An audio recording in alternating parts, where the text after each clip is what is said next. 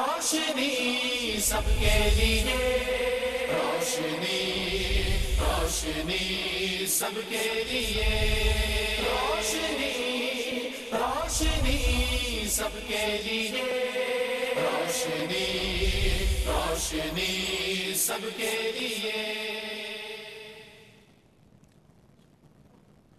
اللہ سبحانہ و تعالیٰ کے نام پاک سے آغاز جو بڑا مہربان نہایت رحم فرمانے والا ہے، اور کروڑوں درود و سلام ہمارے اور آپ کے آقا حضرت احمد مجتبیٰ محمد مصطفیٰ صلی اللہ علیہ وآلہ وسلم پر کہ آپ کی خدمت اقدس میں ہدایہ درود پیش کرنا اہل ایمان کے لیے دنیا اور آخرت میں کامیابی، بھلائی، فلاح، نجات اور بلندی درجات کا ذریعہ ہے۔ اللہم صلی علی سیدنا و مولانا محمد وعلی آل سیدنا و مولانا محمد مبارک وسلم علیہ۔ ناظرین محترم السلام علیکم ورحمۃ اللہ وبرکاتہ۔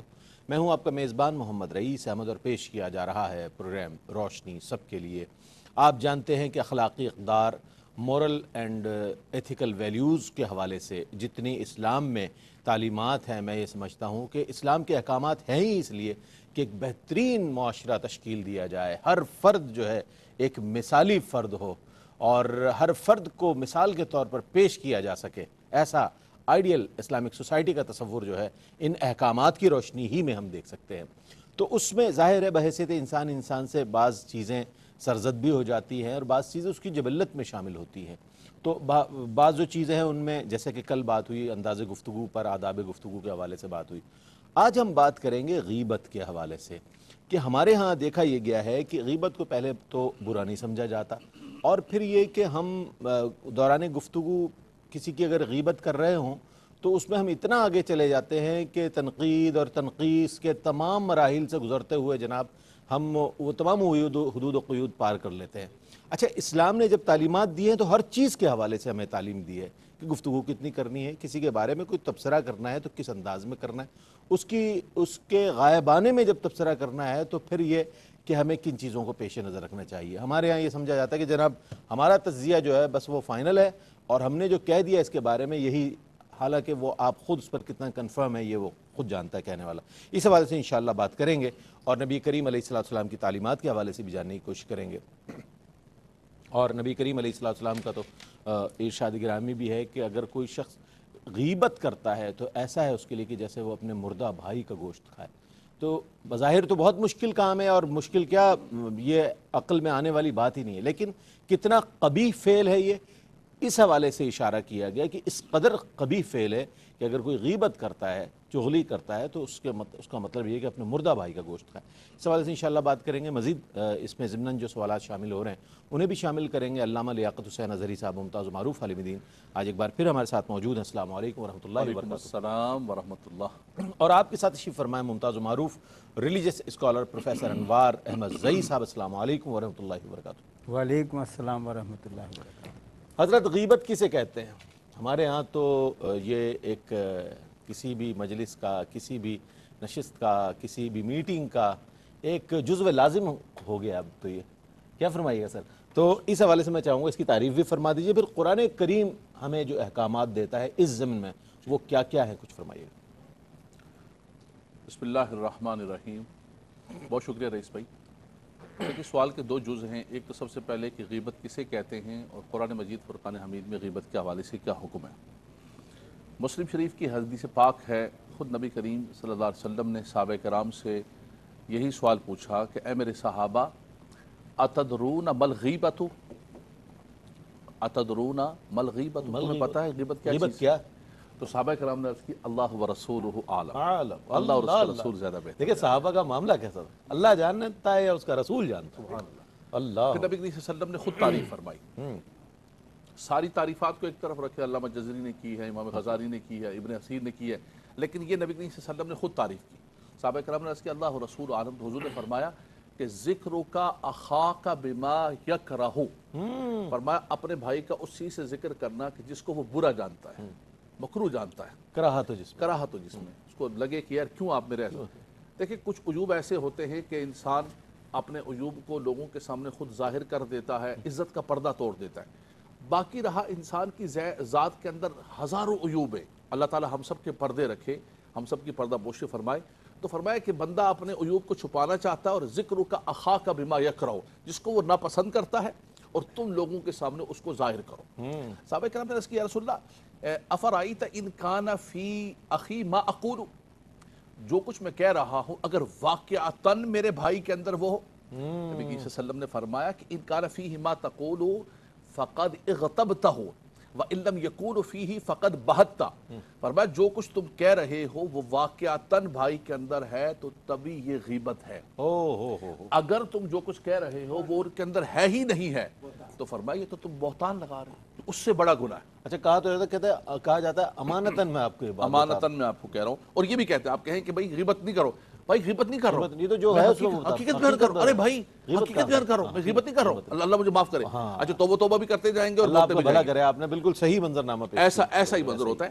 تو فرمایا کہ یہ سب سے پہلے آپ تعریف کے اندر سماعت فرما دی کہ جس کو آپ حقیقت کا نام دے رہے ہوتے ہیں، جس کو آپ یہ کہتے ہیں کہ بھائی میں غیبت نہیں کر رہا ہوں، میں حقیقت بیان کر رہا ہوں، اگر وہ واقعتاً اس کے اندر ہے تو حضور نے فرمایا تبھی یہ غیبت ہے، اگر نہیں ہے تو فرمایا یہ غیبت سے بڑھ کر بہتان ہے۔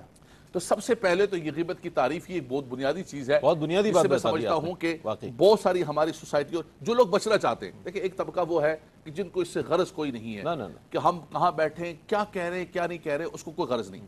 ایک جملہ میں کہوں گا، دیکھیں اس میں قرآن مجید فرقان حمید کے اندر غیبت کے حوالے سے بات کرنے سے پہلے ایک جملہ کہوں گا کہ دیکھیں قرآن نے ہمیں مسلمان ہونے کی حیثیت سے پابند کی ہے، اللہ نے ہمیں یہ سماعتیں، یہ بصارتیں، یہ زبان، یہ دل، یہ سب کچھ عطا فرمایا۔ فرمایا وَلَا تَقْفُ مَا لَيْسَ لَكَ بِهِ عِلْمٌ ان السمع والبصر والفؤاد كل اولئک کان عنہ مسؤولا۔ فرمایا تم مادر ذات آزاد نہیں ہو کہ جو چاہو تم منہ سے کہہ دو، جو چاہو تم سننا شروع کر دو، جو چاہو سوچنا شروع کر دو۔ فرمایا نہیں، اللہ تبارک و تعالیٰ نے تمہاری سوچوں پر بھی پابندی لگائی ہے۔ اب آ جائیے اسی آیت کریمہ کے ساتھ، دیکھیں جہاں غیبت کا حکم سورہ حجرات کے اندر فرمایا، اس سے قبل فرمایا اجتنبوا کثیرا من الظن، فرمایا بہت گمان کرنے سے بچو، ان بعض الظن اسم، فرمایا بہت سارے گمان جو ہے وہ بدگمانی کے اندر آ جاتے ہیں۔ پھر فرمایا ولا تجسسوا، کسی کے تجسس میں کسی کی ٹو میں نہ پڑو۔ پھر آگے فرمایا کہ ولا یغتب بعضکم بعضا۔ آپ دیکھیے سٹیپ دیکھیے آپ کہ سب سے پہلے آپ کے خیالات، آپ کے سوچوں پر پابندی لگائی۔ فرمایا خواہ مخواہ کسی چیزوں کے بیچ میں نہ گھسو، کسی کے بارے میں نہ سوچو بھائی یہ کدھر جا رہا ہے آج کل، صبح اٹھ کے جا رہا ہوتا ہے، کیا کرتا ہے، کہاں کماتا ہے، کہاں جانا ہے، کہاں بھائی گاڑی چینج ہو گئی ہے، کدھر سے پیسے آ رہے ہیں۔ بھائی ہمیں کس نے تھانے دار بنایا ہے، ہمیں کس نے مکلف بنایا ہے کہ ہم کسی کی پرسنل لائف کے اندر کون سے نمبردار لگے ہوئے ہیں، کون سے نمبردار ہیں، ہم چوکیدار ہیں کہ ہم پرسنل لائف کے اندر ہمیں یہاں ایس ایچ او بنایا ہوا ہے کہ ہم دیکھیں کہ کدھر سے آ رہا ہے، کدھر سے جا رہا ہے، کہاں سے کما رہا ہے، کہاں سے نہیں کما رہا ہے۔ قرآن نے سوچوں پر پابندی لگائی، کسی کے تجسس کرنے سے ولا تجسسوا، اور ہوتا یہی رئیس بھائی، سر بیٹھے ہوئے ہیں، ایک معاشرے کا بہت وسیع تجربہ ہے ان کا، ہوتا یہی ہے کہ سب سے پہلے آپ کا خیال، آپ کا گمان بہکتا ہے، اس کے بعد آپ کسی کی ٹو میں لگتے ہیں، بدگمانی کرتے ہیں، اس کے بعد وہ بدگمانی اور برائی آپ کی زبان پر آتی ہے۔ تو فرمایا اس کے بعد ولا یغتب بعضکم بعضا ایحب، اس کے بعد رئیس بھائی ایک بڑی خوبصورت جس کی آپ مثال دے رہے تھے، قرآن مجید فرقان حمید نے ایک نفیس طبیعت کو ملوز خاطر رکھتے ہوئے فرمایا کہ ایحب احدکم ان یاکل لحم اخیہ میتا، کیا تم میں سے کوئی پسند کرتا ہے کہ اپنے مردہ بھائی کا گوشت کھائے؟ پھر قرآن نے خود کہا فکرہتموہ، فرمایا ہر سلیم القلب اور نفیس طبع انسان یہ پسند نہیں کرے، ہرگز نہیں پسند۔ اگر یہ پسند نہیں کرتے ہو تو واتقوا اللہ ان اللہ تواب رحیم، اللہ سے ڈرو اور توبہ کرو اور کسی کی غیبت نہ کرو۔ قرآن نے اپنے بھائی کی غیبت کرنے کو مردہ گوشت کھانے سے تعبیر فرمایا۔ قرآن مجید فرقان حمید کے اندر یہاں پر سورہ حجرات کے اندر لفظ غیبت سے تعبیر کیا ہے، اور سورہ ہمزہ لمزہ کے اندر وہاں لفظ لمزہ سے تعبیر کیا ہے، سماعون للکذب سے بھی تعبیر کیا جو مانوی اعتبار سے منافقین کی غیبت تھی۔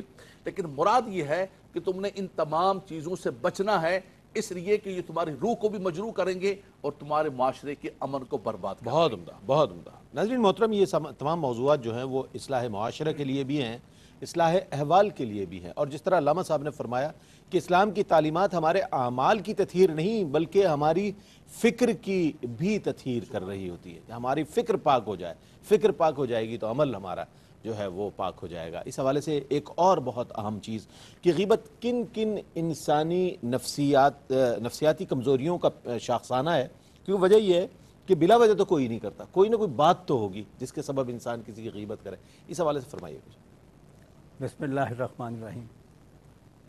آپ نے چونکہ اس میں ایک इंसानी नफ्सियात जी जी को शामिल किया है, इसलिए ये बिल्कुल दायरा इस्लाम के साथ मामूर कायनात पर भी मुंतज होता है। वाह, साइकोलॉजी तो सर साथ साथ लगी ना। इसीलिए मैंने हज़रत ने जिस कदर उम्दगी के साथ ये हमेशा ही फरमाते हैं, शुरू में एक एक चीज़ खुल जाती है, इसमें भी ये चीज़ आई। देखिए, मैं ये अर्ज़ करूँ कि अब पहले, इससे पहले कि हम ये तस्लीम करें, एतराफ़ करें कि हमारे दीन ने हम पर कितना बड़ा एहसान किया, जिसका इशारा आपने किया कि हमारे माशरे को मुंज़बित किया, पुरअमन किया, पुरसुकून किया। किस लिए किया? उसमें अल्लाह रब्बुल इज़्ज़त जो कादिर मुतलक है और बेनियाज है, उसकी बात नहीं है, आपके न्याज की बात है, आपकी फ़िक्र की बात है, आपकी तथहीर की और तामीर की और तालीम की और तरबियत की बात है। तो एक तो उनका उसका जो एहसान है ना दीन का, इस पर आने से पहले मैं ये अर्ज़ करूँ कि ये कहा गया है हज़रत के वो लोग जो दीन के दायरे में नहीं हैं, वो ज़िंदगी ही को मुकम्मल समझते हैं। उनके यहाँ ये तज़किया किया गया है इंसानी तहलील नफ्सी का कि जो भी कोई मुहर्रिक, जो भी कोई काम है इंसान का, उसका मुहर्रिक नफ्स है, नफ्सियात है। चाहे वो शऊरी हो, लाशऊरी हो, नीम शऊरी हो, तहतुश शऊरी हो, ये सारी कैफियत हैं। कोई चीज़ उसकी रह गई है आसूदगी में, तो उसका फिर जवान होने के बाद वो इजाला करता है तखरीबकारी की सूरत में, ग़ीबत की सूरत में, चुगली की सूरत में। तो पहली चीज़ जो है वो इंसान की नफ्सियात ही मुहर्रिक है, यानी एहसास महरूमी पीछे कारफरमा है, वो भी है, बिल्कुल वो भी है। बल्कि ये जो जिसे हम कहते हैं कि सबसे ज़्यादा बड़ी तहरीक ग़ीबत की जो चीज़ देती है वो एहसास महरूमी और एहसास कमतरी। ये भी मैं वाज़े कर दूं, सब जानते हैं कि कुछ लोग समझते हैं कि एहसास कमतरी के मुकाबिल एहसास बरतरी है। एहसास बरतरी नाम की कोई चीज़ है ही नहीं, उसका वजूद ही नहीं। ठीक है, इसलिए कि जो बरतरी का इजहार करता है वही कमतर है।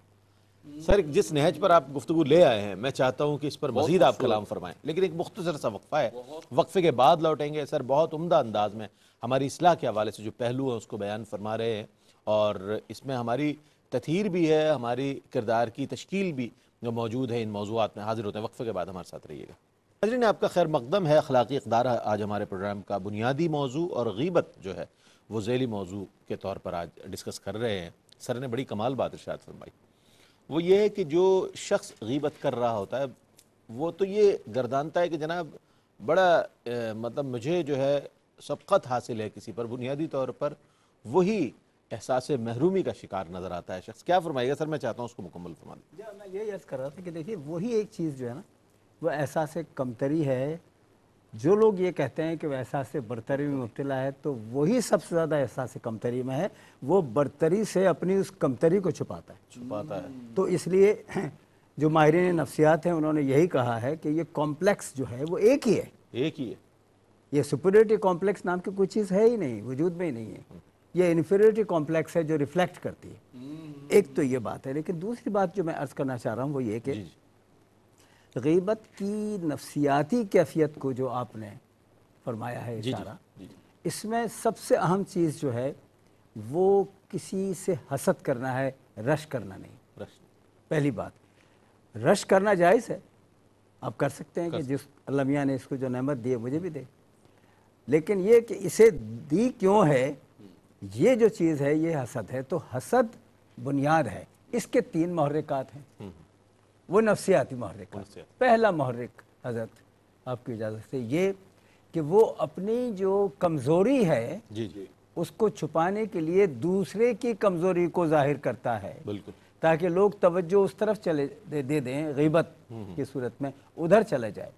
दूसरी बात ये कि वो इस तरह की बात करके उसका दर्जा कम करता है जिसको कि उसके समाज ने या घराने ने या ख़ानदान ने बड़ा तस्लीम किया हुआ, ये बताने के लिए कि उसमें तो ये खामियाँ हैं, तुम उसे बड़ा क्यों। तीसरी बात जो ये है कि वो अपने आप को प्रोजेक्ट करने के लिए ये करता है। ये तीनों नफ्सियाती कैफियत हैं, मगर जब वो करता है, अभी आप ने बड़ी अच्छी बात फरमाई थी, تجزیے کی نا، جی جی جی تو میں تھوڑی سی بات یہ عرض کرنا چاہتا ہوں آپ کی اجازت سے کہ جی ارشاد۔ تجزیہ کرنا، جائزہ لینا الگ چیز ہے، الگ چیز۔ لیکن جو عیب ہے موجود اس کا تذکرہ کرنا اس کی غیر موجودگی میں، وہ غیبت ہے، یہ غیبت ہے۔ ٹھیک ہے، واہ، اس لیے اس کو نکالنا، یہ بات جو ہے وہ غیبت کے ذیل میں آتی ہے۔ ٹھیک ہے۔ اس میں میں اب آخر میں یہ عرض کروں کہ اس لیے میں یہ کہتا ہوں، حضرت تشریف فرما ہے، کتنا بڑا احسان ہے اللہ رب العزت کا کہ دین نے ہمیں ان کانٹوں سے بچایا ہے، کانٹوں سے، واہ واہ واہ واہ، اس طرف جانے سے روکا ہے حکمن، اور اس کا پھر یہ بھی اظہار کیا ہے کہ ایسا کرو گے تو تم عذاب کے مرتکب ہوگے۔ یہ اس کے لیے فرمایا وعید گیا بھی ہے بتا دی گئی کہ یہ جو عذاب ہیں سماجی، ان میں بدکاری سے بھی زیادہ بڑا عذاب اللہ غیبت ہے، یہ کہا گیا ہے۔ غیبت توبہ کریں تو اللہ رب العزت اس وقت تک معاف نہیں کریں گے جب تک کہ وہ معاف نہ کرے جس کی غیبت غیبت کی گئی تو یہ کیوں ہے؟ یہ دیکھیے ایکولیبریم ہے یا ہارمنی ہے۔ یہ آپ نے ابھی فرمایا تھا کہ پورے معاشرے کو بہترین انداز میں، پرسکون انداز میں رکھنے کا یہ طریقہ ہے کہ یہ کرو گے تو تمہیں عذاب ملے گا، تو وہ رک رہا ہے اپنے اس تحریک سے، محرک سے، جو نفسیات اسے ڈرائیو کر رہی ہے، وہ دین آپ کو اس کو روک رہا ہے تاکہ آپ صحیح راستے پر چلے کہ سگنل لال ہے، رک جاؤ۔ کیا کہنے، یہ سارے شرور جو ہیں یہ نفس کی طرف سے ہیں، اور انسان جو ہے اپنے نفس کا چونکہ اس قدر تابعدار ہے کہ جو نفس اسے کہتا ہے، جو کرواتا ہے، وہی عمل اس سے سرزد ہو جاتا ہے۔ بہر صورت اس میں وہ قبیح اعمال کے جس کے لیے احکامات آئے ہیں اور جن کی مذمت آئی ہے، جن کے بارے میں وعید آئی ہے، اسے بہر صورت ہمیں روکنا چاہیے، چونکہ ہمیں قرآن اور اس کے نبی کریم علیہ السلام کے فرامین کو فالو کرنا ہے۔ نبی مکرم علیہ السلام کا کیا فرمان گرامی ہے، کیا ارشادات ہیں اور کیا تعلیمات ہیں اس حوالے سے، یہ جاننا بھی اس مرحلے پر بہت ضروری ہے۔ میں چاہتا ہوں علامہ صاحب اس پر کچھ کلام فرمائیں۔ دیکھیں، سب سے بنیادی چیز یہ ہے کہ اسلام نے اور آقا دو جہاں صلی اللہ علیہ وسلم نے جو تعلیمات عطا فرمائیں، اس میں ایک مسلمان کو یہی فرمایا کہ ایک کامل مکمل مسلمان وہ ہے کہ المسلم من سلم المسلمون من لسانہ و یدہ، بالکل، جس کے ہاتھ سے، جس کی زبان سے دوسرا مسلمان محفوظ رہے۔ دوسری بات یہ ہے کہ رئیس بھائی کہ ہمارے ہاں خانہ کعبہ کی بہت عظمت ہے، بے شک، مقدس۔ آپ جب سامنے پہنچے دعا قبول ہوتی ہے، چکر لگاتے ہیں۔ اللہ کے نبی صلی اللہ علیہ وسلم خانہ کعبہ کے سامنے پہنچے اور کہا کہ مرحباً، اے اللہ کے گھر، تجھے مرحبا کہتا ہوں، تیری بہت عزت ہے، تیرا بہت احترام ہے، لیکن فرمایا کہ ایک مسلمان کی عزت و احترام تجھ سے بڑھ کر ہے۔ اللہ کے نبی صلی اللہ علیہ وسلم نے فرمایا کہ تیری عزت سے بڑھ کر میرے ہاں ایک مسلمان کی عزت ہے۔ پھر نبی کریم صلی اللہ علیہ وسلم نے فرمایا کہ ایک مسلمان پر دوسرے مسلمان کے جو حقوق ہیں اس میں سے یہ ہے کہ اس کے مال کو سلب نہ کرے، اس کے مال کو نقصان نہ پہنچائے، اس کی جان کو نقصان نہ پہنچائے، اور اس کی عزت و حرمت کو نقصان نہ پہنچائے۔ فرمایا اس کی عزت و حرمت اسی طرح محترم ہے جیسے یہ شہر محترم ہے، یہ مہینہ محترم ہے، یہ اللہ کا گھر محترم ہے۔ فرمایا ایک مسلمان کی عزت و احترام اسی لیے محترم۔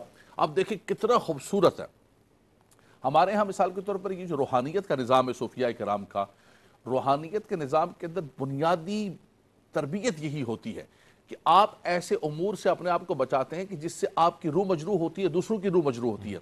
آپ روح کی بالیدگی کے لیے دیکھیں، جیسے انسان کے جسم میں وہ گروتھ کب کرتا ہے کہ جب اس کو غذا دیتے ہیں۔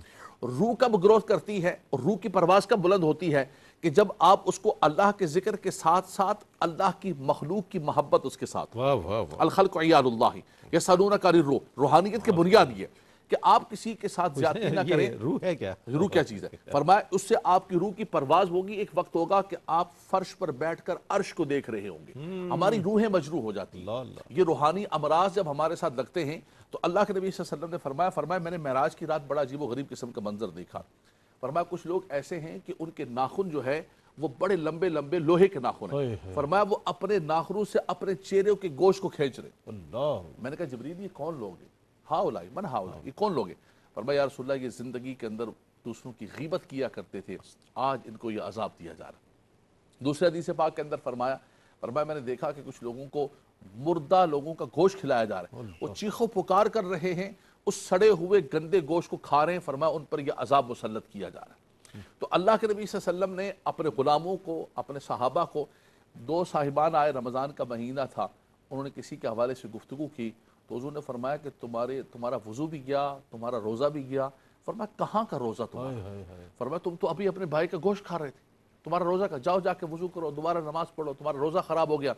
یعنی روزے کی اور نماز کی جو بنیاد ہے وہ تو یہ تھی کہ تمہارے دل کے اندر پاکیزگی پیدا ہوتی، تمہارے دل میں رقت پیدا ہوتی، تم نے روزہ بھی رکھ لیا، تم نے نماز بھی پڑھ لی، اور اسی طرح تم اپنی زبان سے جو ہے یہ سارا کچھ کر رہے ہو۔ اور ہمارا بھی یہی حال ہے، ہم نماز بھی پڑھ رہے ہوتے ہیں، روزہ بھی رکھ رہے ہوتے ہیں، مذہبی ایک کیموفلاج بھی کیا ہوتا ہے، لیکن ہمارے معمولات میں کہیں بھی مذہب نہیں ہوتا، مذہب نہیں ہوتا، ہماری زندگی کے اندر کہیں بھی مذہب نہیں ہوتا، ایک مذہبی کیموفلاج کے اندر، ایک چھتری کے اندر ہم سب بیٹھے ہوتے ہیں۔ اسلام نے اس سے بڑھ کر بات کی ہے، فرمایا کہ یہ خالی صورت بنانے سے بات نہیں چلتی ہے جب تک تمہارے اندر اس کے اثرات داخل نہیں ہوتے۔ تو فرمایا حضور صلی اللہ علیہ وسلم نے فرمایا تمہارا روزہ گیا، تمہارا سارا کچھ سب کچھ برباد ہو گیا۔ اسی طرح ایک امہات المومنین میں سے ایک ام المومنین نے ایک دوسری کے بارے میں فرمایا، اشارتاً کہا سر کہ اس کا قد چھوٹا ہے، تو حضور نے فرمایا تم نے غیبت کی۔ اللہ، تو علماء کرام نے فرمایا کہ آپ کسی کے قد کے حوالے سے، کسی کے جسم کے حوالے سے، کسی کے لباس کے حوالے سے، کسی کے دین کے حوالے سے، کسی کے گھر اور کسی کے سواری کے حوالے سے، کسی بھی اعتبار سے آپ کسی کی تنقیص کریں، کسی کی توہین کریں، جیسے ہمارے یہاں تو عمومی طور پر ہوتا ہے، ہماری بہنیں بھی بات کرتی ہیں، ارے یہ کپڑے کیسے سلائے، یہ رنگ کیسا لے لیے، یہ گھر کے پردے کوئی میچ نہیں ہو رہے، سمجھ نہیں آ رہے، یہ ختم ہو گیا ڈیزائن۔ آپ کہیں بھی جائیں گھر کے پردوں کو کریں، لباس کو کریں، فلاں۔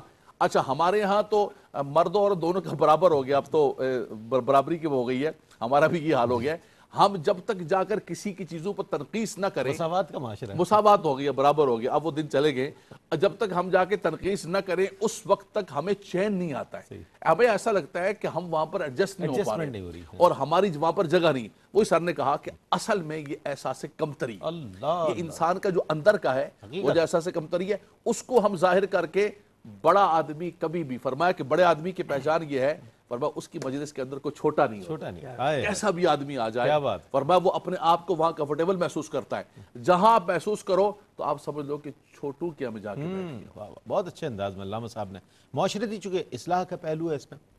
اسی طرح ایک بات یاد آ گئی، حضرت سیدنا بلال حبشی رضی اللہ تعالیٰ عنہ، چونکہ سیاہ مائل رنگت تھی، حبشہ سے آپ کا تعلق تھا، کسی نے آپ کی رنگت کے حوالے سے نبی کریم علیہ السلام کی بارگاہ میں عرض کر دیا کہ سیاہ مائل ہے، نبی کریم علیہ السلام نے اس بات کو ناپسند فرمایا اور اس کہنے والے کو یہ فرمایا کہ اللہ کے نبی کی جو ایک ماں ہے جس کا نام ہے ام ایمن، وہ بھی حبشہ سے تعلق رکھتی ہے۔ اللہ اکبر۔ تو یعنی کہ کہنے کا مطلب یہ کہ نبی کریم علیہ السلام نے اسے ناپسند فرمایا، اور جس طرح علامہ صاحب نے فرمایا ہے اس کو ہمیں پیش نظر رکھنا چاہیے۔ ہم اس چیز کو بہت معمولی سمجھتے ہیں کہ جناب ہم نے تو تبصرہ کیا تھا، ہم نے تو کہہ دیا تھا، اور بات تھی بھی ویسی، لیکن اگر تھی بھی تو یہ بھی غیبت کے زمرے میں آتی ہے۔ ایک مختصر سا وقفہ ہے، وقفے کے بعد لوٹیں گے، مجھے امید ہے آپ کا اور ہمارا ساتھ رہے گا۔ ختم ہے، آج ہم غیبت کے حوالے سے بات کر رہے ہیں، اخلاقی اقدار بنیادی موضوع ہے، لیکن یہ جو ایک ٹاپک ہے میں سمجھتا ہوں ذیلی جو عنوان ہے بہت اہم ہے۔ اچھا ویسے کہنے میں، دیکھنے میں اگر ہم اس کو دیکھیں تو 4 حرفی لفظ ہے غیبت، ایک بہت چھوٹا سا لفظ بظاہر نظر آتا ہے، لیکن اس کے نقصانات لاتعداد نظر آتے ہیں۔ پھر یہ کہ معاشرے پر مرتب ہونے والے اس کے وہ منفی اثرات جو مرتب ہوتے ہیں وہ کیا ہے، اس حوالے سے آگہی بہت ضروری ہے۔ سر میں چاہتا ہوں اس اہم پہلو پر ضرور روشنی ڈالیں۔ جہاں یہ آپ نے کہا 4 حرفی، اصل میں اصطلاح میں یہی ایک چیز عجیب و غریب ہے کہ حرف نہیں گنے جاتے، تاثیر دیکھی جاتی ہے۔ کیا بات ہے، کیا لفظ کی کیا کہنے سر علامہ صاحب، سبحان اللہ، سبحان اللہ۔ اور نفسیات کے حوالے سے بھی سر نے بہت کمال کلام فرمایا۔ تو میں اس لیے یہ بات کہہ رہا ہوں کہ تجسس جو ہے وہ لفظ کے لیے ہو، کسی کی برائی کے لیے نہ ہو۔ ٹھیک ہے، آپ وہاں جا کر ٹھہریں گے کہ یہ لفظ کہہ کیا رہا ہے۔ اس لیے میں یہ بات عرض کرنا چاہ رہا ہوں کہ یہ جس کا جو اصطلاحاً غیبت ہے، یہ غیبت ایک تحریک، ایک تنظیم، ایک ماحول، ایک کیفیت کا دوسرا نام ہے۔ یہ تنہا نہیں، اکیلی نہیں، صرف یہ نہیں ہے کہ کیا عمدہ بات آپ نے یہ فرمایا، آپ نے بھی، کہ ہمارا تو ماحول یہ بن گیا ہے، گراؤنڈ ریالٹی۔ بالکل، ہم چلے گئے ہیں شادی بیاہ کے موقع پر، اور ابھی تقریب شروع نہیں ہوئی ہے تو اب شروع ہو رہے ہیں، یہیں سے شروع ہو رہے ہیں کہ اس نے کیا کیا، فلاں صاحب نہیں ہے کیا کیا۔ وہ اچھا، وہ آپ کچھ سمجھتے ہیں اپنے آپ کو۔ اور اگر میں یہ کہنے کی جرت کروں، پتہ نہیں مجھے جی بالکل جرت کروں، ارشاد، تو میں یہ عرض کروں گا کہ بہت سارے تو چینلز اب شام کے وقت کر ہی رہے ہیں، کر ہی رہے ہیں۔ اے ہائے ہائے۔ آپ ذرا دیکھیں جب واضح طور پر وہ چیزیں جن کو کہ چھپانے کی ضرورت ہے ان کی اس طرح آشکار کرنے کی بات آتی ہے، اور اس پر واہ واہ بھی ہے اور تائید بھی ہے۔ اسی میں تو ریٹنگ ہے سر۔ تو میں اس لیے یہ کہہ رہا ہوں کہ جب یہ مزاج بن جائے نا تو پھر ان نوجوانوں کو سمجھانا مشکل ہوتا ہے کہ جن کو آپ روک رہے ہیں کہ آپ ایسا نہ کرو۔ وہ کہہ رہے ہیں کہ آپ تو خود بیٹھ کے 2 گھنٹے یہ پروگرام دیکھتے ہیں اور میں بھی دیکھتا ہوں یا دوسرے، تو اس لیے ضرورت اس کی ہے جو آپ نے کہا نا کہ اس کی سماجی برائی کیا ہے؟ سماجی برائی بے حسی ہے، بے حسی ہے۔ ٹھیک۔ سب سے بڑی علامہ صاحب سماجی برائی اس غیبت کے مسلسل کیے جانے کی جو ہے وہ بے حسی ہے کہ ہم بے حس ہو جاتے ہیں۔ یہ بھی کہا گیا ہے کہ گھر میں برکت اٹھ جاتی ہے اگر غیبت کی جائے، اللہ، برکت اٹھ جاتی ہے، تنظیم ختم ہو جاتی ہے، وہ جسے امن کہتے ہیں۔ آدمی چونکتا ہے کیا ہو گیا، وہ بچہ جو ہے وہ تو باغی ہو گیا، وہ بچی جو ہے اس کے تو نخرے۔ آپ کو نہیں معلوم کہ یہ چپکے سے رد عمل اس بات کا ہے کہ جو آپ کرتے رہے ہیں اور جو آپ کے ہاں ایک جائز اس چیز ایکشن کا سمجھی ریئیکشن جاتی ہے وہ سارا، اس کا اندر سے ریئیکشن ہے، وہ جو اللہ، سماجی اوہو۔ برائی آپ کہہ رہے ہیں نا، سماجی پتہ ہی نہیں چلتا ہے نا، آپ جو کیفیت طاری کرتے ہیں اپنا اس کا رد عمل ہوتا ہے رد نا۔ عمل۔ آپ کو غصہ کب آتا ہے، کیوں آتا ہے، آپ کو افسوس کب ہوتا ہے، کیوں ہوتا ہے، ہر ایک چیز کی پیچھے کوئی سبب ہے۔ کوئی کار فرما۔ اب جو خرابی ہے، گھر کی خرابی اور بے راہ روی اور جو آپ کے ہاں جو جسے کہتے ہیں نا برکت، اس کے اٹھ جانے کا سبب یہ بتایا گیا ہے کہ یہ مسلسل آپ غیبت کرتے رہیں، آپ کے گھر کے اندر سے برکت اٹھے۔ برکت ہوگی۔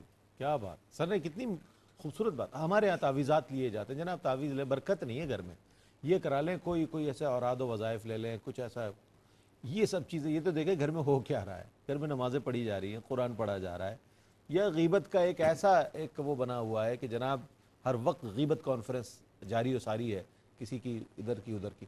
بہر صورت ایک بہت اہم چیز وہ یہ کہ ہم ہر چیز میں رد و قبول کی بات کرتے ہیں، جواز کا بھی ذکر کریں گے کہ آیا غیبت کن کن امور پر کرنا جائز ہے، یہ ایک بہت اہم بات ہے اور اسے بڑی توجہ سے سنا جائے گا ہمارے ناظرین جو سنیں گے۔ جی فرمائیے۔ دیکھیں اس کے اندر شریعت مطہرہ نے یہ فرمایا کہ لا یحب اللہ الجہر بالسوء من القول الا من ظلم۔ اسلام اور قرآن پسند نہیں کرتا ہے جاہر کو، شور شرابے کو، کسی چیز کو ظاہر کرنے کا، مگر یہ شخص مظلوم ہو، جس شخص پر ظلم کیا جائے تو اس کو یہ حق پہنچتا ہے کہ وہ عدالت کے اندر اور قاضی کے پاس جا کر اپنے اس ظلم کے لیے اور اپنے اس حق کے لیے، نبی کریم صلی اللہ علیہ وسلم نے فرمایا کہ ان صاحب الحق مقال، فرمایا صاحب حق کو بولنے کا حق ہے، وہ بات کر سکتا ہے۔ تو قاضی کی عدالت کے اندر اگر کوئی مظلوم یا کوئی صاحب حق جمع کراتا ہے اور وہاں پر بات کرتا ہے تو وہاں پر اس کو غیبت کے زمرے کے اندر نہیں لے کر آئیں گے۔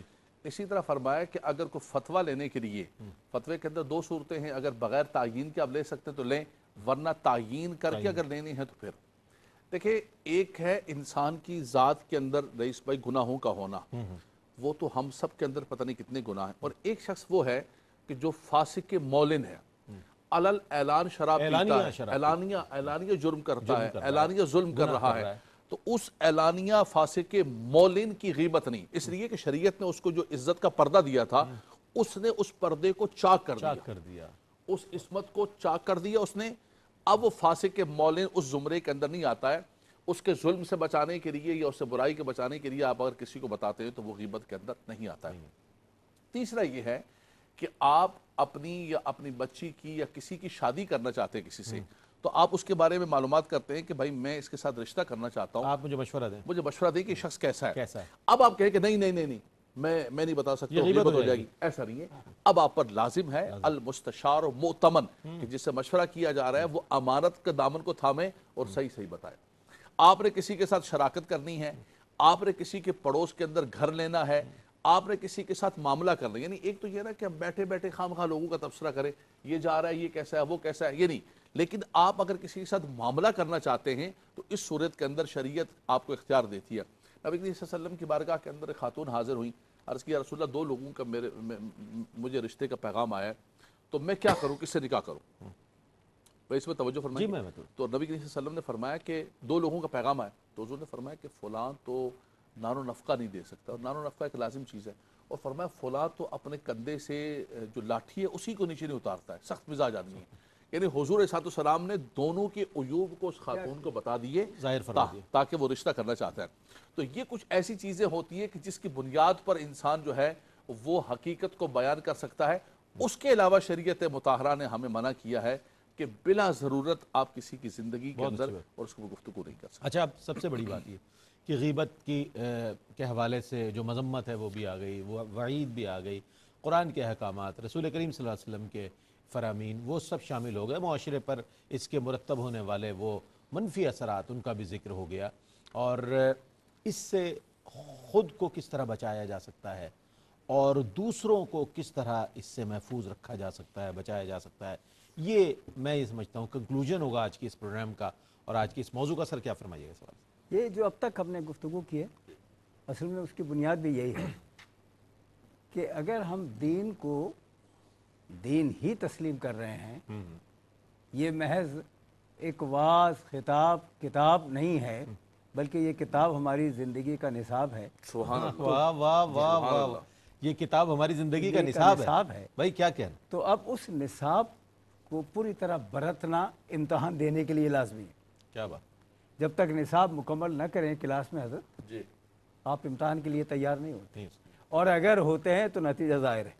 ہاں بالکل بالکل ایسا. تو یہی چیز وہ ہے، میں یہ عرض کروں کہ سب سے اہم بات جو اپنے اوپر طاری کرنے کی ہے وہ یہی ہے کہ جب یہ سب پڑھا جا رہا ہے، بتایا جا رہا ہے، تو ہمارا معاشرہ دوسروں سے ممیز ہے یا نہیں ہے؟ بالکل ہے. تو اگر ممیز ہے تو اندر سے ممیز ہونا چاہیے، باہر سے کہنے کی حد تک نہیں ہونی چاہیے.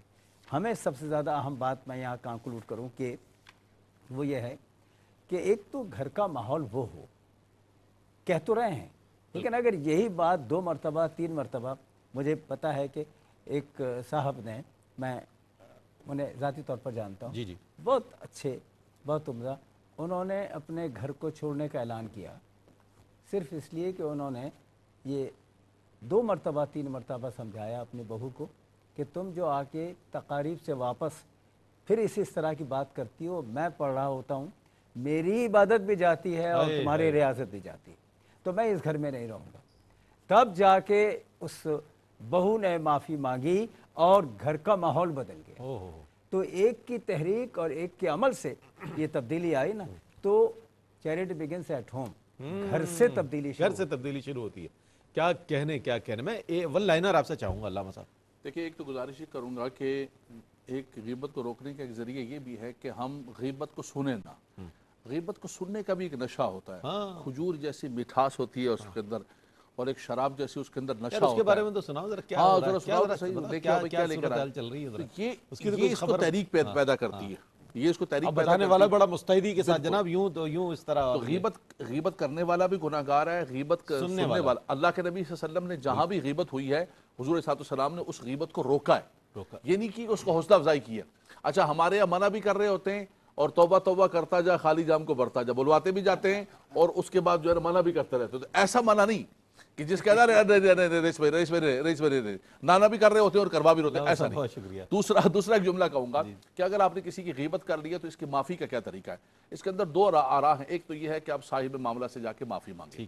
دوسرا یہ ہے کہ آپ جو ہے اللہ کی بارگاہ کے اندر اپنے لیے اور اپنے اس بھائی کے لیے استغفار کریں. امید یہ کی جا سکتی ہے کہ اللہ تبارک و تعالیٰ معاف فرمائے. میں بہت شکریہ ادا کروں گا علامہ صاحب، آپ کی تشریف آوری کا. سر آپ تشریف لائے، آپ کا بہت شکریہ. ناظرین محترم، جس طرح جواز کے حوالے سے ارشاد فرمایا علامہ صاحب نے، حضرت علی المرتضیٰ شیر خدا رضی اللہ تعالیٰ عنہ کا فرمانی گرامی ہے کہ مشورہ تمہارے پاس امانت ہے، اور اسے کسی کے مانگنے پر اگر کوئی مشورہ مانگتا ہے تو اس امانت کو امانت دار تک پہنچا دو. کسی کی اصلاح کے لیے، کسی کو نقصان سے بچانے کے لیے اگر کوئی آپ کو کسی کے بارے میں کوئی رائے دینی ہے دے سکتے ہیں، ادروائز یہ غیبت کہلائے گی اگر اس میں یہ چیز موجود بھی ہے. ان موضوعات کا چناؤ اور ان کا انتخاب اس لیے کیا گیا ہے کہ اصلاح معاشرہ ممکن ہو، اصلاح احوال ممکن ہو، ہم اپنا تجزیہ کریں، جائزہ لیں اور کوشش کریں کہ آئندہ زندگی میں وہ تمام چیزیں ہم دور کر سکیں اپنی ذات سے، اپنے معمولات سے، اپنے معاملات سے، کہ جن کی بارے میں واضح احکامات موجود ہیں. جو کچھ سنا ہے اللہ تعالیٰ اس پر ہمیں عمل کرنے کی توفیق عطا فرمائے. اسی پیغام کے ساتھ اپنے میزبان محمد رئیس احمد کو اجازت دیجیے. اللہ حافظ.